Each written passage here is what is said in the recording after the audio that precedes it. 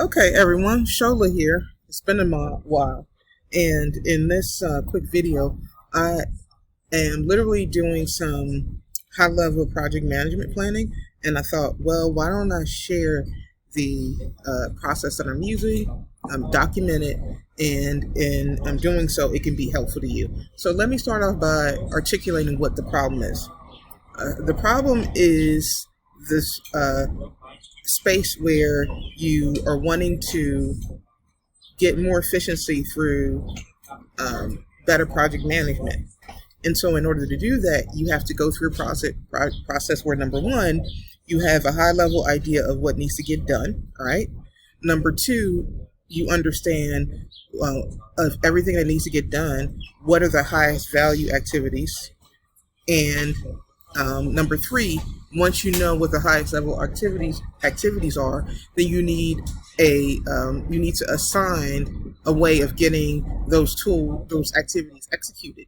And the options are: number one, to do them yourself; number two, to delegate them; number three, to automate them; and then the most elegant solution is to just delete as many of the steps as possible, particularly the low-level tasks. All right, so that's kind of where we are right now. Now, before we begin, I just want to share with you some of the reading that has influenced me up to this point, that is part of my reading list for 2024. All right, so I really recommend this book, Output-Based Thinking by John Seifer, an incredible book that's making its rounds in the SME acquisition space, particularly among search fund investors. All right, really great book about operations that I really recommend that you use. The next book that is really useful is Dan Martell's Buy Back Your Time. Excellent book. One of the big ideas of that book is that you want to delegate, not just to get more done, but to buy back your time so that it can be spent on higher level activities, and also to free up your energy. Everybody knows of a task that takes a little bit of time, but by the time you're done, you're so spent that you need a half day to recover. A great example of that for me is spending time holding on the line for someone at customer service. It might take a little bit of time, 20 minutes, but by the time I'm done, I'm so spent that I need like 2 or 3 hours just to recover. So this is a really great book to check out as well. Another great book that you want to take a look at is Gary Vee's Day Trading Attention. And lastly, another hat tip to Alex Ramosi that's in the mix is the book How to Make a Few $1 Billion by Brad Jacobs.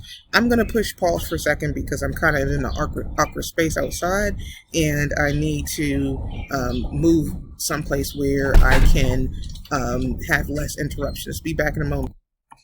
Okay, I'm back with you. So just to repeat those books for you, first book is Output-Based Thinking, John Seifer. Second book is Buy Back Your Time by Dan Martell. The third book, Day Trading Attention, Gary Vee. And then finally, you want to check out How to Make a Few $1 Billion by Brad Jacobs. Okay, so those are just some of the books that have kind of influenced my thinking process. And so that's kind of where we are. Okay, so now you have the big idea, or the big picture here, which is that you are at a space where you want to expand your operations. And expanding operations means that somebody other than you needs to get things done, right? And so when it comes to execution, you have 5 options. The most elegant solution is just to delete as many other steps as possible, the Steve Jobs way, right?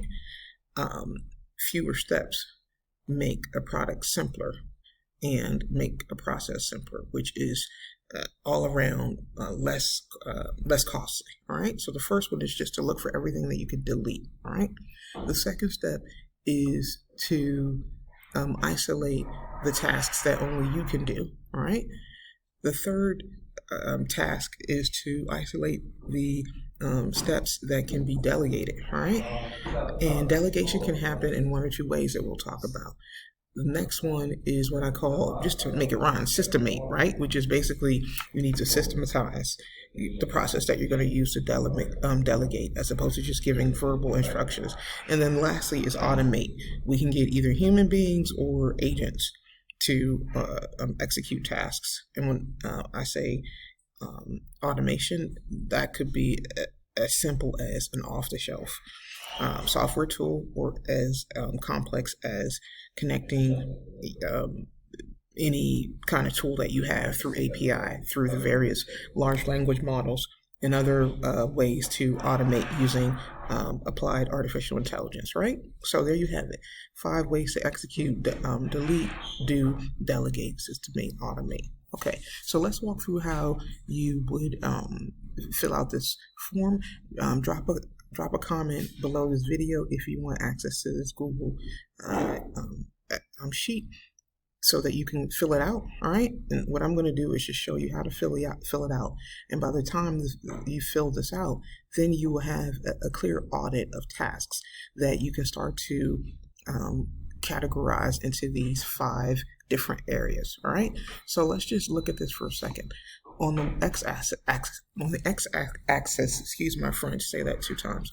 On the x-axis, we have a way to quantify what the financial value of a task is. Pretty simple. Low value task means tasks that you can delegate for under whatever. Let's just say under $20. Under $20 an hour, which is at this point, if you're in North America, pretty much the minimum wage for somebody who is reasonably able to spell their own name. I'm being funny, but you get it. So we got low value tasks, we have high value tasks. All right. On the y-axis, we have time. All right. So it's about isolating which tasks just need to be done once and which tasks have to be repetitive. So this is how you would go about filling out this form. So I'm just going to call this A. All right. B. Let's just go clockwise. A, B, C, and D. All right. So what you want to do now, for the purposes of the video, I'm not going to fill it out because everybody's going to be different, but I'm just going to give you an example of how you would think through this. All right. And let me just make this a little bigger. All right. Okay, so let's just walk through this. All right, so we have tasks that are, excuse me for a second. We have tasks that are low value. Oh God. Yeah, we have tasks that are low value and one-off tasks. Okay, the easiest way to deal with these tasks is just to ask yourself, can they be deleted? All right. If those tasks can't be deleted, then the next idea is to delegate them. And because they're one-off tasks, I would recommend just delegating manually. Super simple way of doing that. If you're in the same physical space as somebody, just walk over to their desk and tell them what to do. All right, simple, easy peasy.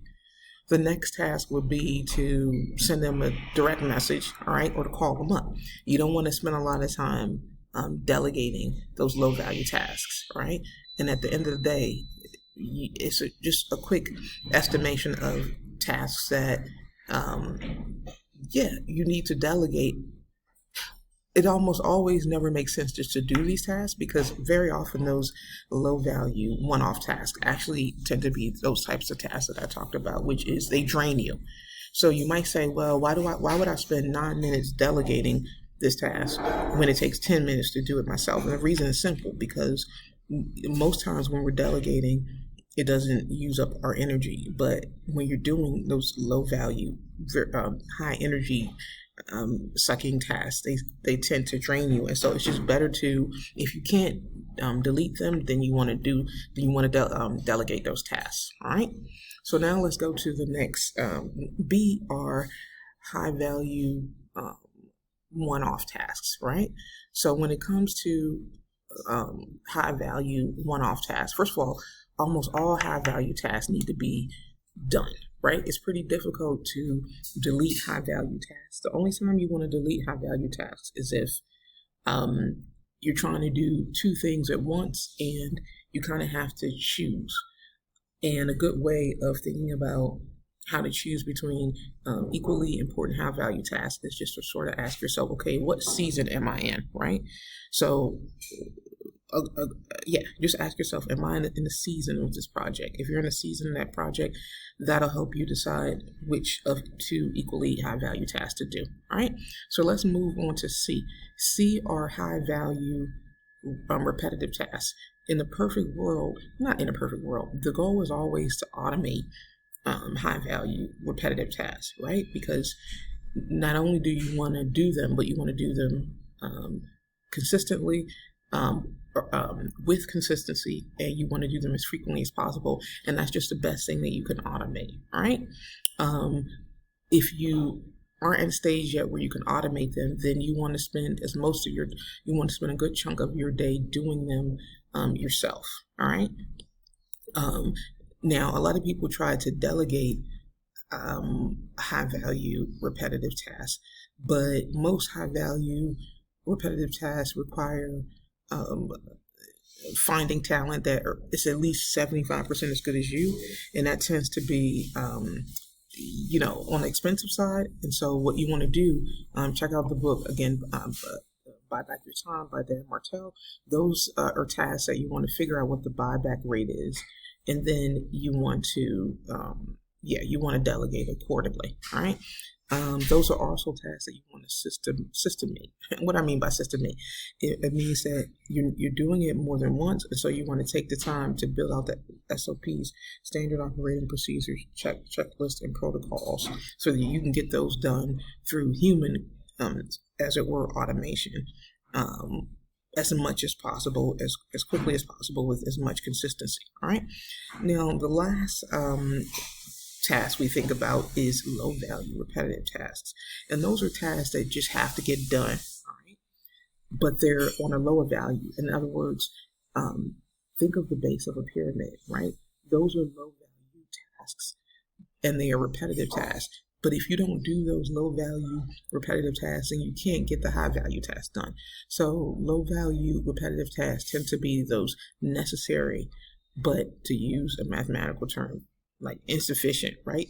They're insufficient to have everything done. Like, you can't just do low value tasks, but they are necessary. And so those are tasks that are ripe for automation, and they are ripe for delegation if you're using nearshoring or offshoring talent, because that tends to be less costly than onshore talent. All right.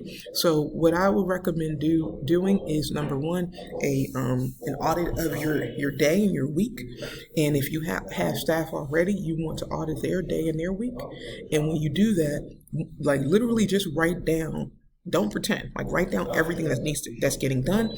One tip that you can use is you can use one of these screen monitoring tools that'll in the background record all the different websites that are being used and apps that are being used across the organization. All right.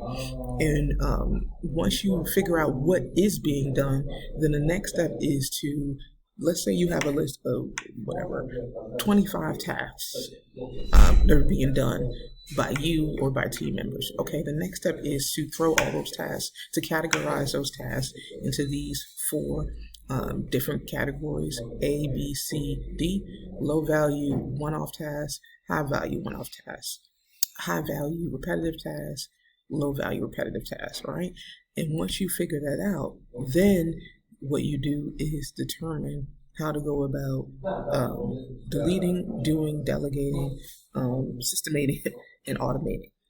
If you just find that you are a solopreneur, then your task should be as quickly as possible to get more of the high value repetitive tasks done, because what that'll do is give you an infusion of revenue or profits that can be used to hire more staff, and then you can get more tasks delegated, and eventually you can hire somebody who can automate. Also, too, you should instantly have not just what to do, to do, but what not to do list. And that list can be the things that need to be deleted. All right. So this is just a framework that I highly recommend using. I highly recommend checking out the books that I just talked to you about.